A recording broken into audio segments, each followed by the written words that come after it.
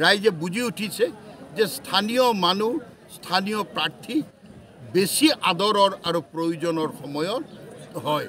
কাৰণ যিসকল আহিল আজমল চাহাব একেলগে 15টা বছৰ ইয়াত MP থাকিল মানুহে দেখাই নাপালে ধুবুৰী লোকসভা সমষ্টিটো কিবা ডাম্পিং গ্ৰাউণ্ড নেকি যে যাৰে যি মন যাব ইয়াত আহিব এইবাৰ ৰাইজে সিদ্ধান্ত লৈছে আমি লোকেল যেতিয়া সবতে লাগে হ্যাঁ মাছও লোকেল লাগে ডিমো লোকেল লাগে মাংসও লোকেল লাগে শাক পাচলিও লাগে গতিকে প্ৰাৰ্থীও লোকেল লাগিব আৰু সেইকাৰণে আমি যথেষ্ট উৎসাহ পাইছোঁ আজি টিলাপাৰাত অনুষ্ঠিত হোৱা এই কৃষক সমাৰোহতে দেখিছে পবিত্ৰ ৰমজান মাহৰ ৰোজা ৰাখিও মানুহ কেনেকৈ হাজাৰ হাজাৰ মানুহ ওলাই আহিছে এইটো এটা ভাল লক্ষণ আৰু আমি যথেষ্ট আশাবাদী যে ৰাইজে এইবাৰ আমাৰ সপক্ষে সিদ্ধান্ত ল'ব মিত্ৰজোঁটৰ প্ৰাৰ্থী জাভেদ ইছলাম বিপুল ভোটত জয়ী স্বাভাৱিক কথা এইটো কাৰণ 15 বছৰ MP হৈ থাকি যেতিয়া এজনে নেদেখিলে